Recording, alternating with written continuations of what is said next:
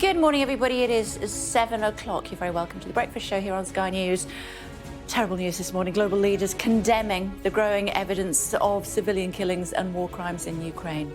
Hundreds of bodies were found in towns outside Kiev after Russia retreated, some buried in mass graves.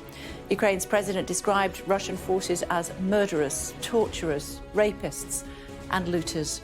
Western nations are moving to impose more sanctions, speaking to a cabinet minister in the next few moments. It is Monday, the 4th of April. The Prime Minister, Boris Johnson, accuses Russia of despicable attacks against innocent civilians in Ukraine. I'm in Lviv in western Ukraine as prosecutors gather evidence about civilian deaths, with some bodies found with bound arms and feet and some signs of torture. Also ahead, reports that fines have been issued to Downing Street staff who partied on the eve of Prince Philip's funeral last April. easyJet cancels more than 60 flights because of staff shortages caused by COVID. We are Jean-Baptiste! Jean-Baptiste wins Album of the Year at last night's Grammys. We'll bring you all the results. Also coming up on the programme for you this morning. I tried to do this basic. I couldn't work for the basic.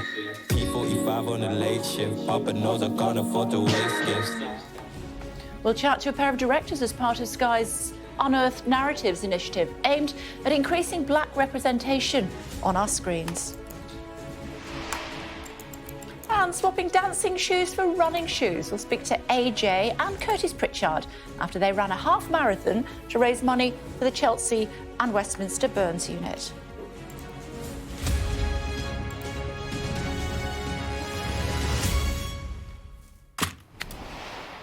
Hello, everybody. Global leaders have condemned the growing evidence of civilian deaths and war crimes committed by Russian forces in Ukraine. Hundreds of bodies were discovered after Russia retreated from the outskirts of the capital, Kiev, some with their hands tied behind their backs. The UK has said it will support an investigation at the International Criminal Court. The allegations centre on the town of Bucha, which is 34 miles from the centre of Kiev, as well as the areas around Hostomel Airport and Irpin, which saw fierce fighting in the early days of the war. Images from Bucha appear to show bodies piled up in a trench around 45 feet long, which was dug into the grounds of a church where a mass grave has been identified. Russia has denied targeting civilians and described the pictures as a staged performance by Ukraine. But President Zelensky accused them of genocide. Hundreds of people killed, tortured, executed civilians, bodies on the streets, booby-trapped areas. Even the bodies of the dead are booby-trapped. Widespread aftermath of looting. Concentrated evil has visited our land. The killers, executioners, rapists, marauders who call themselves an army and who deserve only death after what they've done. Well, our international affairs editor, Dominic Waghorn, is standing by in Lviv for us in western Ukraine. The images on most of the front pages of the newspapers this morning.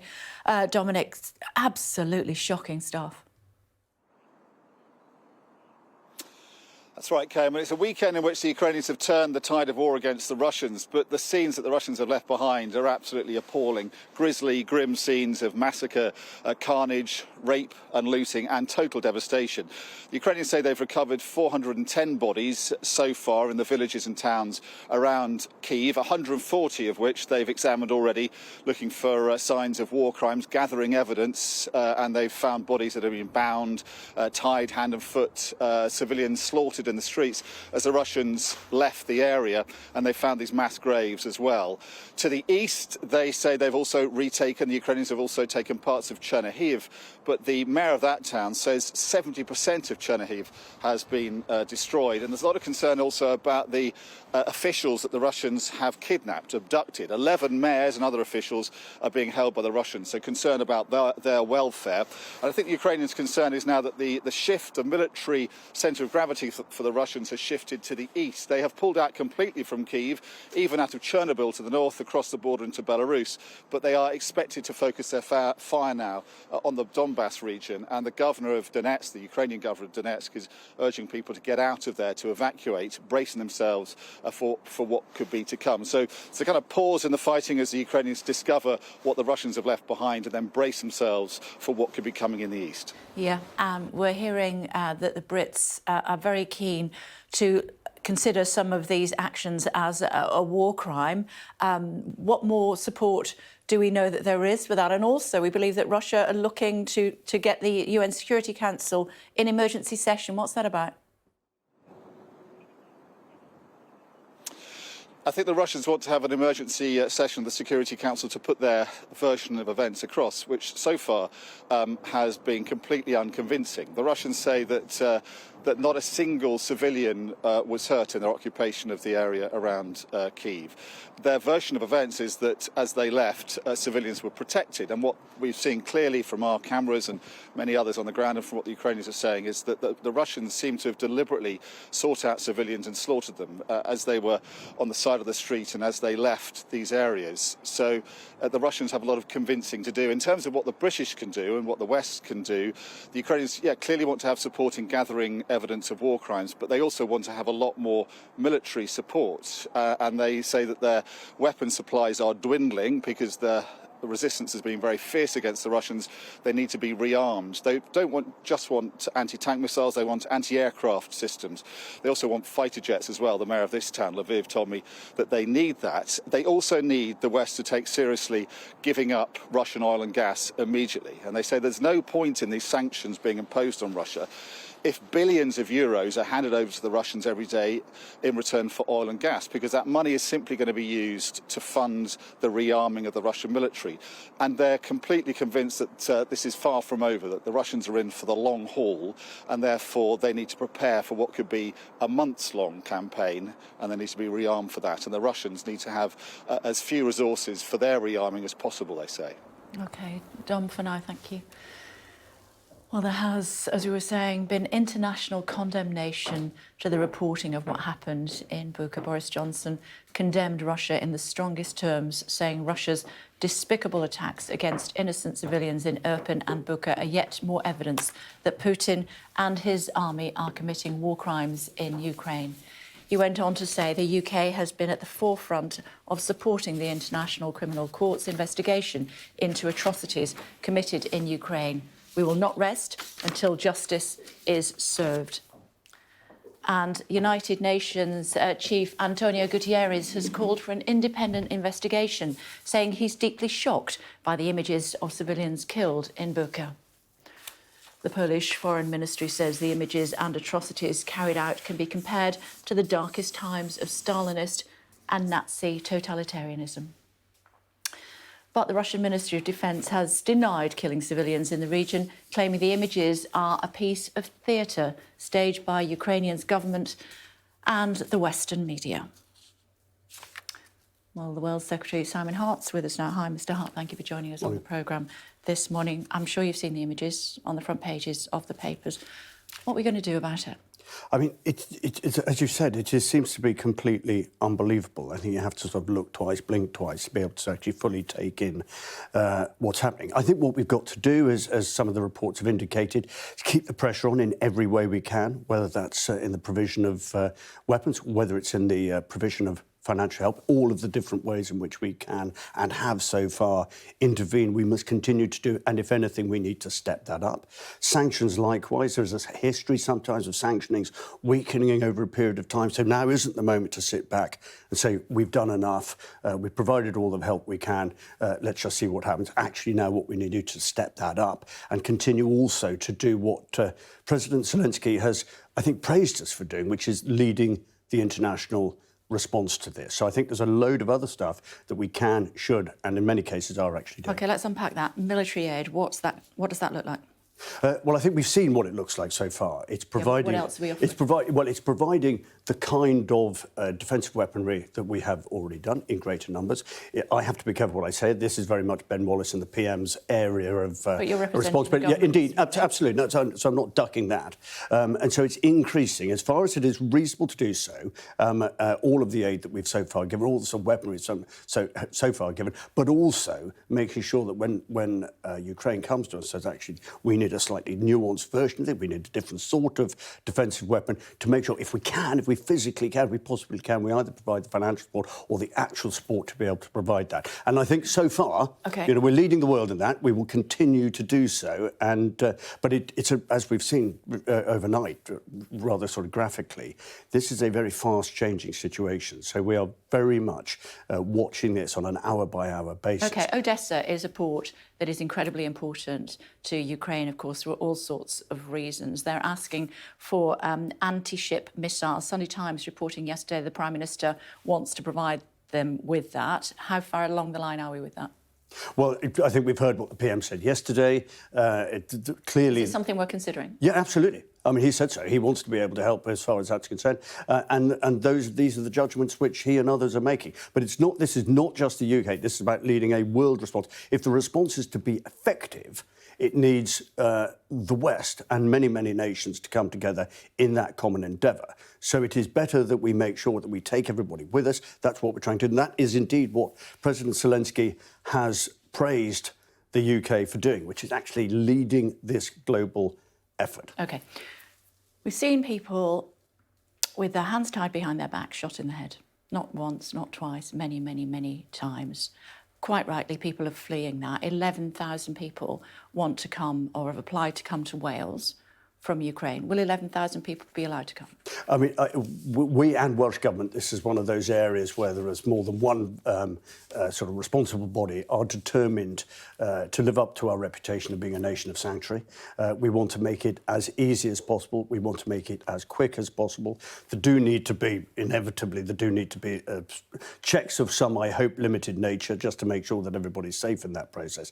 But absolutely, there should be no... those images that you've just described ought to remind anybody or everybody who's looking at this that we haven't got the time to sort of navel gaze over this. We have to get on with it. I think we are doing a reasonable job. We can always do more. We can always go further. We can always go faster. We're not doing a reasonable job as far as letting people in the country so far. My question is, will the 11,000 Ukrainians, 10,000 Ukrainians who want to come to Wales be allowed to come?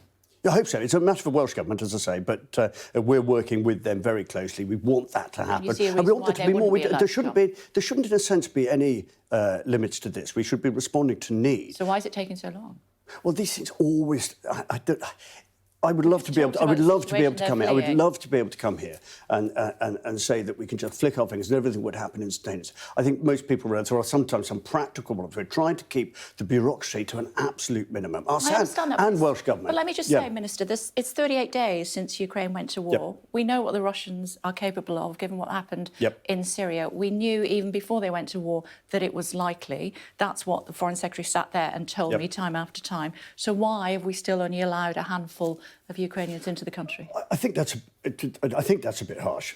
We've already approved 25,000 visas. I don't think that's. To me, that doesn't seem to be a handful. I think it's we're working with Welsh Government to try and make sure that, as far as my area of responsibility, Wales is as open and available immediately.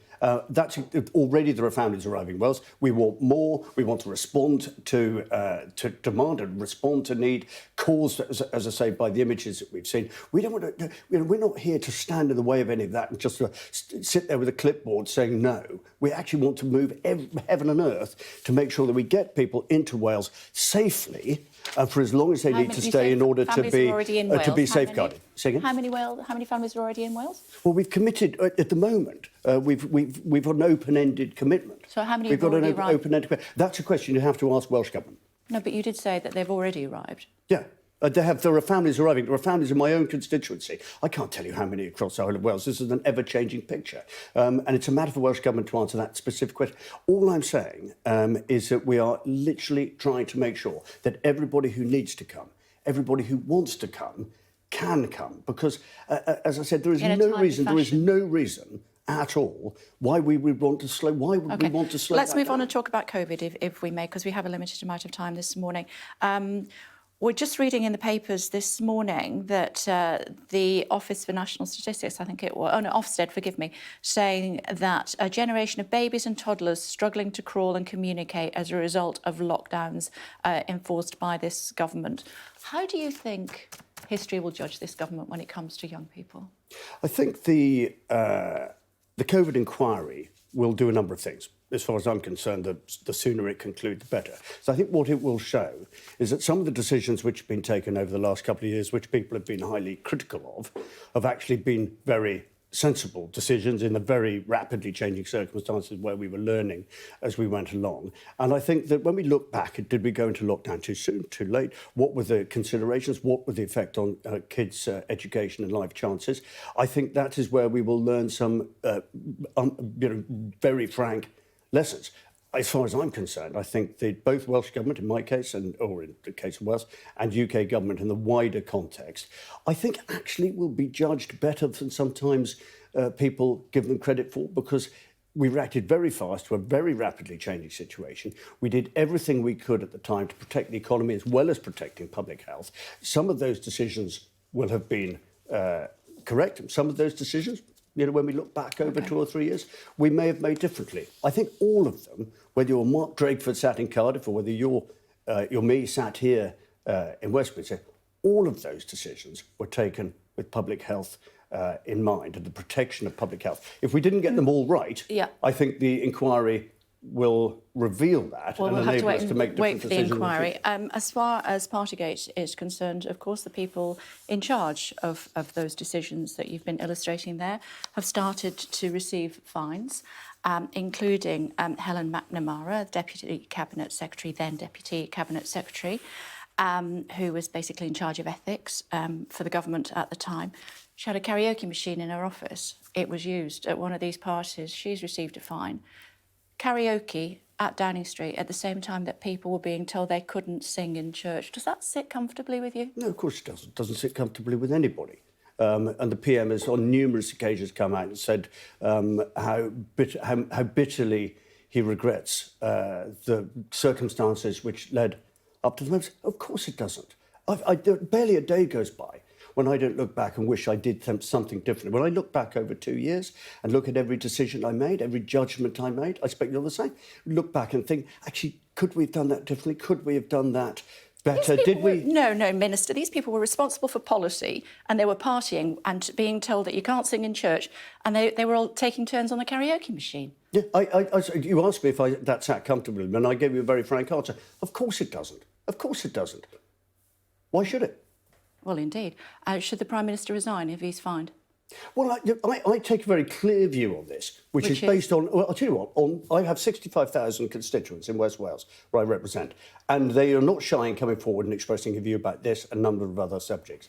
And throughout all of this saga of the Downing Street parties, they have said one thing very clearly and in a vast majority, is they want contrition and they want an apology, but they don't want a resignation. And I actually think at the moment, the idea, given what we started this conversation talking about, the idea that it might be appropriate to have a sort of 6-week self-indulgent leadership contest in the middle of this, frankly, I don't think that's very sensible either. As I've said before, we all make judgments which we have time to reflect on and wish we'd made differently.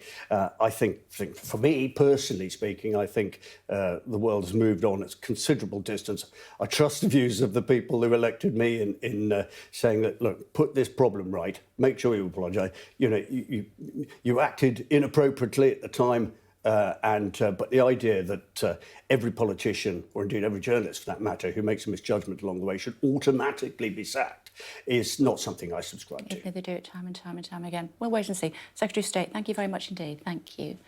Let's have a look at what's happening as far as the front pages are concerned this morning. Russia's been branded worse than ISIS by Ukraine's foreign ministry as evidence of mass graves and public executions were discovered by Ukrainian soldiers in the town of Bucha. That's on the front of the Metro this morning. Horror in Bucha, says The Guardian, as Russian troops are said to have tortured and killed civilians. The Times says Russia's been accused of genocide after scores of bodies were found in the town on the outskirts of Kiev. And that's also on the front of the Mail, which says the Russian retreat has echoes of the Second World War. Still to come on the programme for you this morning, talking all things Ukraine and Partygate with the Shadow Education Secretary, Bridget Phillipson. That's just after 8.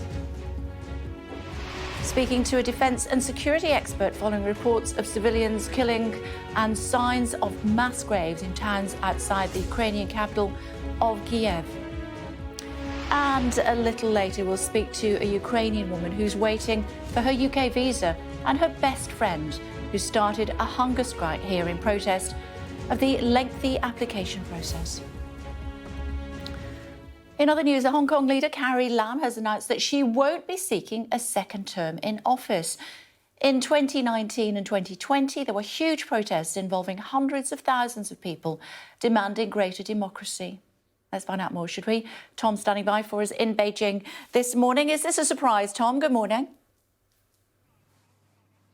It is a bit of a surprise. There were some people who thought she might tough it out, but she has presided over perhaps the most tumultuous period since Hong Kong was handed over by the UK to China in 1997. As you say, those protests in 2019, the imposition of a sweeping national security law, and then the handling of COVID-19. She did play a pivotal role in all of those, especially those protests. Despite how violent they ended up, they started as these mass peaceful marches, and what people were asking for was the junking of an extradition law, proposed extradition law between Hong Kong and China. Carrie Lam refused to budge on that. She relied on the police instead, and they morphed into these very, very violent protests we saw instead. And that led to that imposition by Beijing of this national security law, which Western countries say has diminished Hong Kong's traditional freedoms. It's led to sanctions, led to a souring of relations in Hong Kong. And then the last event really was COVID-19. Hong Kong shut itself off from the world. It bought itself a lot of time. It kept the infections low. It kept COVID at bay. But recently, its most recent wave has led to a very high daily death rate. Scenes of parents being separated from their children because of the territory's strict COVID-19 policies.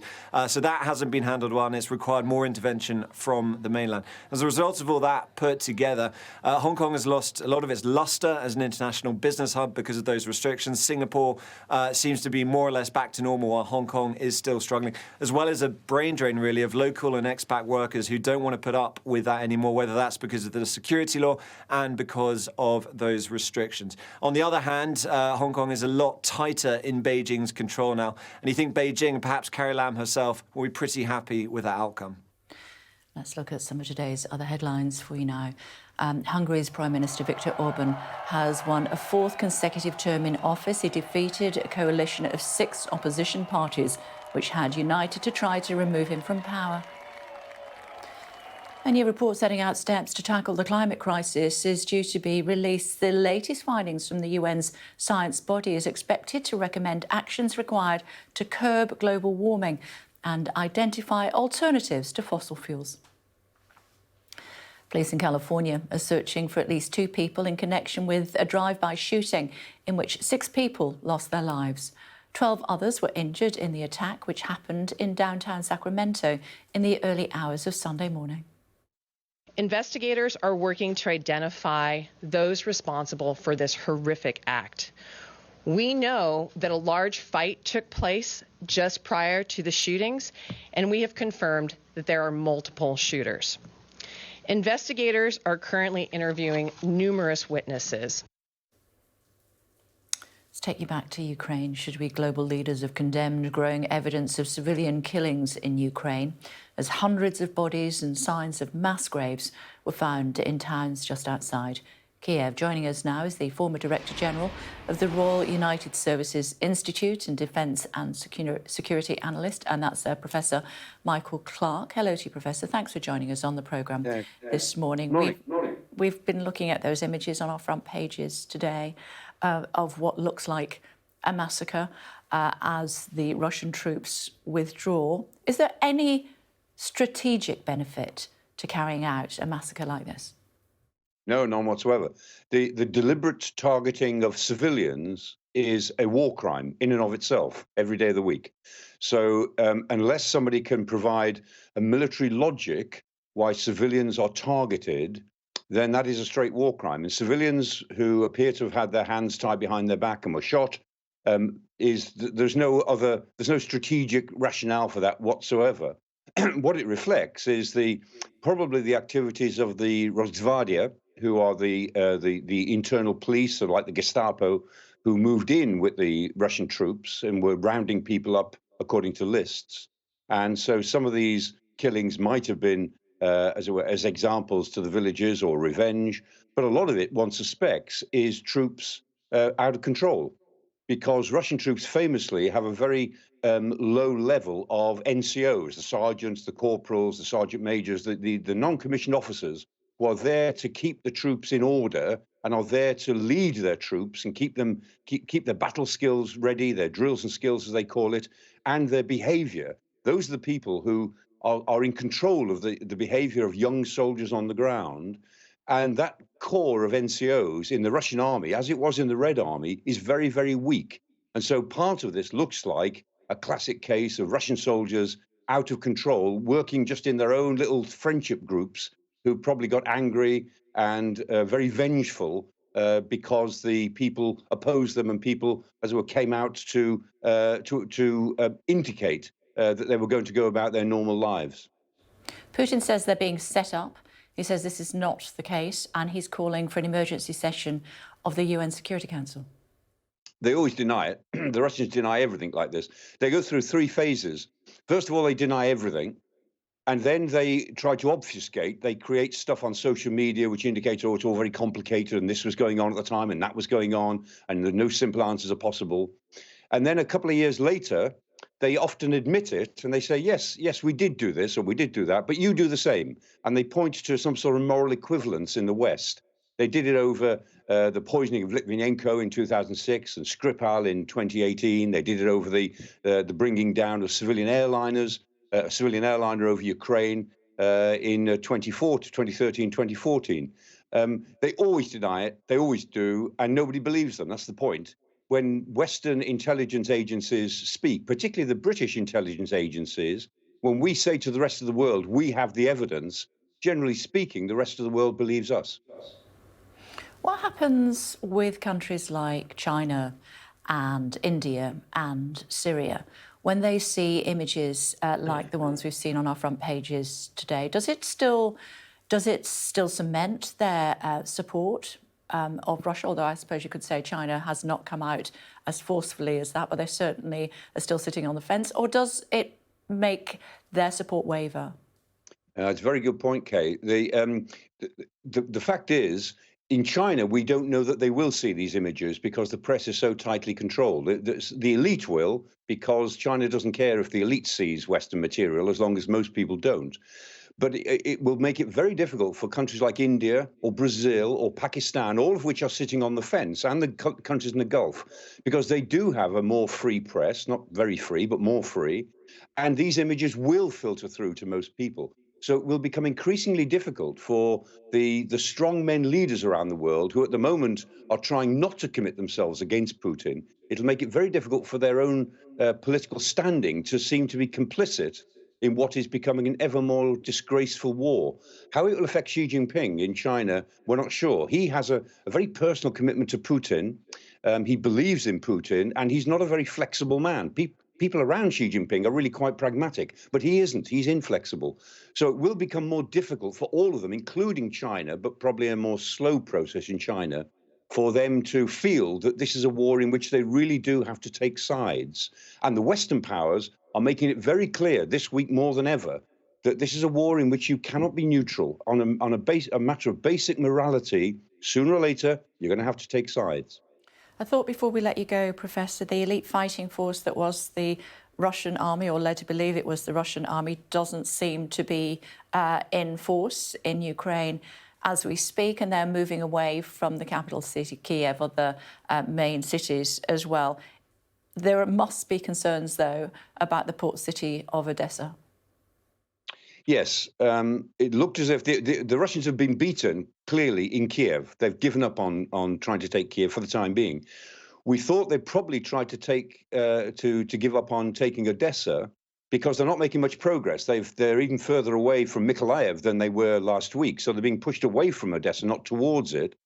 However, if they're going to reorganize and try to move into the southeast of the country, in the Donbass region, and then push this land bridge all the way across the southern coast of Ukraine, all the way through Crimea to Odessa, then maybe that will become part of their strategic requirement again, and we might see a renewed attempt to take Odessa. But I have to say, they're still quite a long way from doing that, and I think that the Russians will find that they've got a pretty tough fight in the Donbass, because they'll be up against the best of the Ukrainian forces, who are all concentrated, and as they have been for the last 8 years, in that southeastern part of the country. OK, Professor, always good to talk to you and get your perspective. Thank you very much indeed for joining us. Thank you. What's happening as far as the weather's concerned?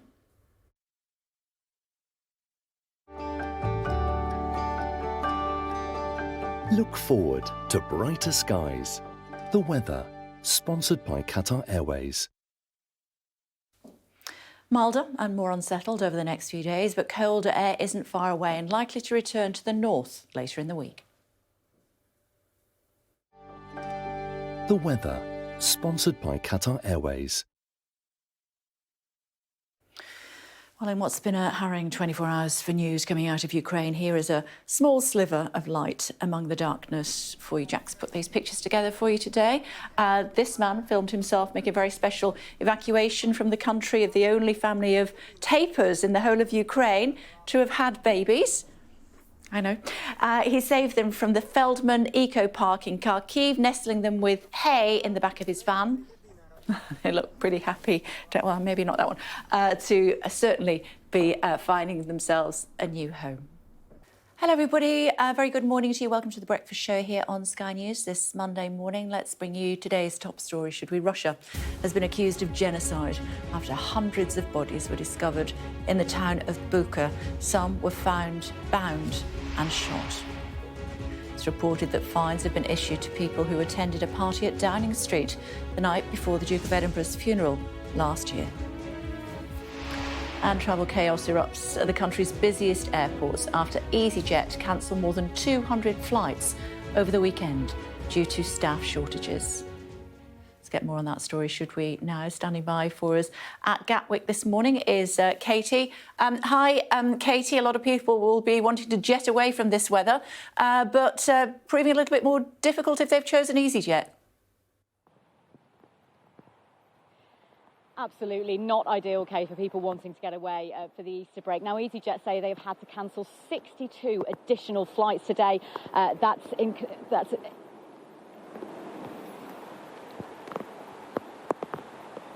Can you hear me, Kay? So I can, Katie. I'm sorry. I don't know what happened there. Do go on. easyJet say... No, sorry, I lost you there for a second. So easyJet say that they've cancelled 62 flights today. That's in addition to 200 flights that have been cancelled over the weekend. That's because of staff shortages, they say, due to COVID, due to the impact of staff being off sick with COVID. They did say they tried to mitigate the impact of this somewhat by rostering additional staff on across the weekend, but they have been forced to cancel these additional flights, which easyJet have said this morning. They say they have tried to focus the cancellations on routes with lots of flights so people are able to rebook, hopefully, the same day. But that's not what a lot of passengers have been saying. A lot of passengers have been saying that they've ended up being stranded. Their flights have been cancelled with just hours to spare, and they were offered no alternatives. Now, of course, this is in addition to problems across airports across the UK. We've had issues at Heathrow as well yesterday. Lots of passengers having extremely long queues there, and they said that was because of high passenger volumes that they weren't necessarily prepared for. Also, Manchester Airport have said they have also experienced staff shortages due to coronavirus again. So a lot of issues with people trying to get away for the Easter holidays, and disruption expected to continue later into this week. OK, thank you. Thanks a lot. Well, the Independent's travel editor Simon Calder standing by for us this morning. Hi, Simon. What on earth is happening? Well, we've got yet more cancellations here as well. British Airways, I'm counting about 90 cancellations to and from Heathrow, its main base, of course. It's pretty much the same problems as easyJet is facing. There's a kind of temporary serious problem with the sheer number of people who've got COVID, as you've been reporting. And that means that an awful lot of crew are sick. That explains why we've had not just cancellations that were notified maybe a couple of days, even a couple of weeks in advance, but we've had a whole slew of cancellations of British Airways flights overnight as well. That is kind of on top of the more profound chronic problem, which is that easyJet, British Airways, Heathrow Airport, Gatwick, Manchester, Edinburgh, Bristol, Belfast, they've all let great staff go over the past couple of years when aviation almost closed down. And unfortunately, you cannot just switch back on that amount of people, that amount of expertise. They've got to be trained. They've got to be security cleared. And while there's a huge demand for people wanting to travel for an awful lot of families, of course, it's the first holiday they've been able to have for a couple of years. Unfortunately, the airlines can't cope. Really crucially, Kay, we were hearing about passengers not being rebooked. It is absolutely clear. If your flight is cancelled, then the airline is obliged to book you on the next available flight. Doesn't matter if they've got to buy a business class ticket on a different airline. That's what they need to do to get you to your destination. They also need to pay you cash compensation. And of course, if you need to stay overnight, they will be booking your hotel and paying for your meals. That's absolutely strict liability, and they can't get around it. I'm hearing very sadly the number of passengers saying that they're not delivering that. The airlines say, oh, yes, we do. So as long as you know what your rights are, you can try to insist on them. Yeah, it doesn't stop it spoiling your holiday, though, does it? What's happening at Manchester Airport? OK, Manchester's got pretty chronic problems. Of course, the biggest airport in the whole of the north of Britain, just behind Heathrow and Gatwick in terms of passenger numbers. And, well, again, they haven't got the security staff. There's big problems. They tried to open Terminal 3. That hasn't happened. So just very, very long queues. Were I flying out of Manchester or Stansted or Edinburgh, I think I would invest £4 or £5 or £6 respectively in fast-track security to try to avoid those problems. It has been really bad over the weekend. It should be a little bit easier at the moment, but I'm afraid, as with so much in travel, you can hope for the best for your Easter holidays, but be prepared for delays and disruption. OK, for now, thanks very much indeed, Simon. Thank you. Blustery up there at Heathrow as well this morning. Not as bad as it is at Gatwick, trust me. Thank you, Simon. Now, global leaders have condemned the growing evidence of civilian killings and war crimes in Ukraine. Hundreds of bodies were found in towns outside Kiev after Russia retreated, some buried in mass graves. Earlier, I spoke to the Cabinet Minister Simon Hart and asked him, despite the condemnations, what will the UK do to stop events like this happening again? I think what we've got to do, as some of the reports have indicated, is keep the pressure on in every way we can, whether that's in the provision of weapons, whether it's in the provision of financial help, all of the different ways in which we can and have so far intervened, we must continue to do. And if anything, we need to step that up. Sanctions, likewise. There's a history sometimes of sanctionings weakening over a period of time. So now isn't the moment to sit back and say, we've done enough, we've provided all the help we can, let's just see what happens. Actually, now what we need to do to step that up and continue also to do what President Zelensky has, I think, praised us for doing, which is leading the international response to this. Well, I also spoke to the defence and security analyst, Professor Michael Clark, who said the images come out of Ukraine show a war crime has been committed. The deliberate targeting of civilians is a war crime in and of itself every day of the week.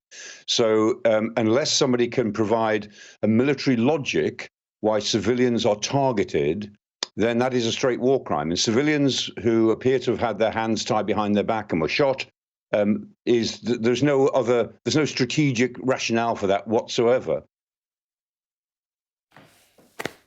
Ali's here with us this morning. Good morning, good morning. What did you make of what the Minister had to say? Morning, Kay. Well, I think, he has joined in the international condemnation. There's no doubt the images we're seeing are completely shocking, mounting evidence of atrocities in the towns where Russian troops are pulling back. We know that tomorrow we've got the UN Security Council meeting. President Zelensky says that at that meeting they're going to be talking about war crimes. We know we've seen a united response from Western allies saying that they want to work with the international criminal courts to make sure that people are prosecuted for war crimes if that has happened.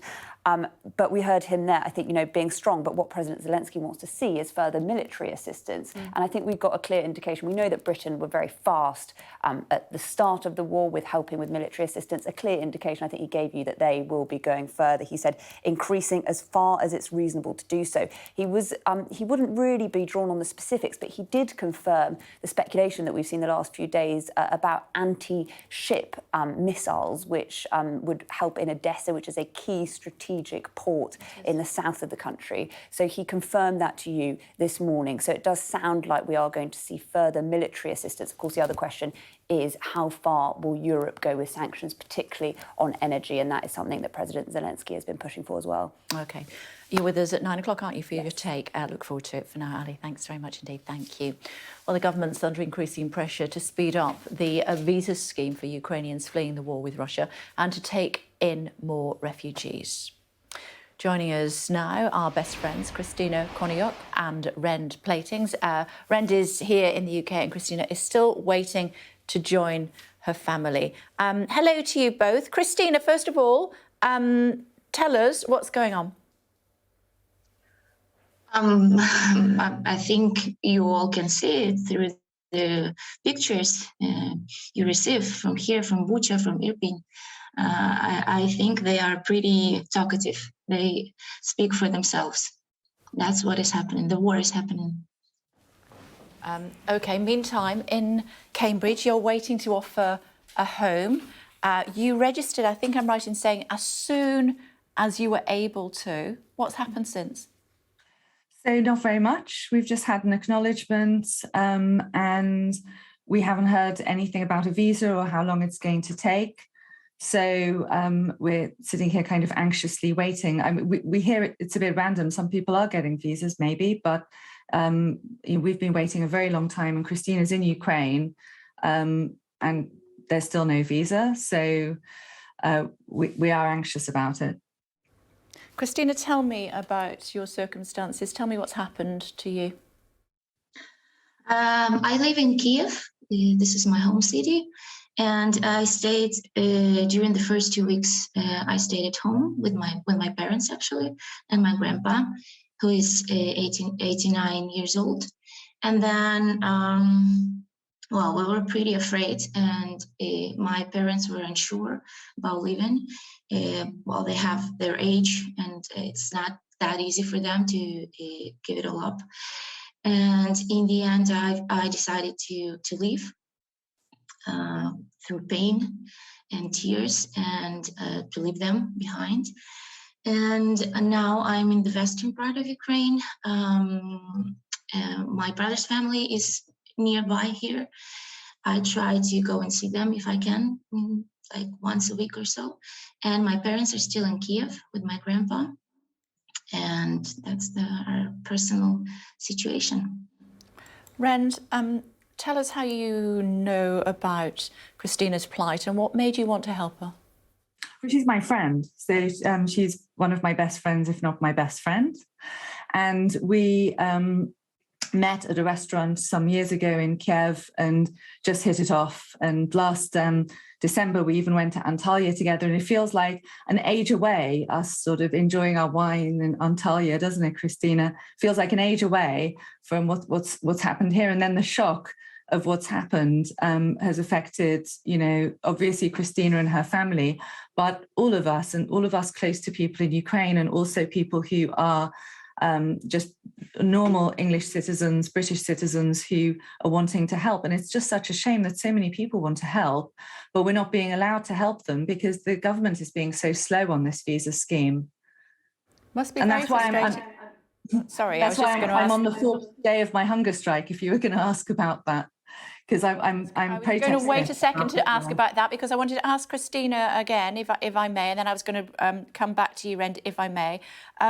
Christina, when you leave your family behind and I can't even begin to imagine the process that you must have had to go through in order to think, I need to leave them behind in order to try to get to the UK.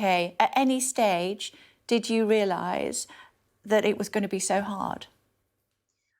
I cannot even talk about it. Of course, and then my home, my lovely home. I'm so sorry. You know, you say that material stuff is not important, but then if it's all your life, I actually was hugging my walls when I realized that I had to leave, and my furniture, like my stuff. That may seem a bit stupid, but when you realize that you may never see it again, and then my parents, well, what can I say? So sorry. Don't be sorry. Don't be sorry at all. I know that, I was going to make the point that Rend feels so strongly about it that, Rend, you do tell us more about your decision to go on hunger strike until the British government does something to help your friend. And others like Christina, I should say, it's not just pulling her application out of the bottom of the pile, but it's just that we need to do more and we need to get these people here. And I spoke a bit with my husband about it, and also we ended up chatting to our daughter, who's 8 years old, and explained to her, you don't do this just because you don't get a new toy or something like this. This is a serious thing for, a serious protest, for a serious thing, and that you agree with your family and you talk to people about it. And, so we planned it, and we decided that I decided that I would do it. And I'm on the 4th day now. And, it's not been that easy. And people have been very concerned, looking at me and saying, oh, how are you feeling? And, you haven't had any food for 4 days. But, whenever I get hungry, I just think of the people in Mariupol. And then that solves it, actually, for me, because I'm very lucky here, because even though I have no food, I'm drinking water, and it's nothing compared to what people experience over there, not just, fear of loss of food or loss of food, but also maybe, bombings as well, and utter devastation and loss of loved ones.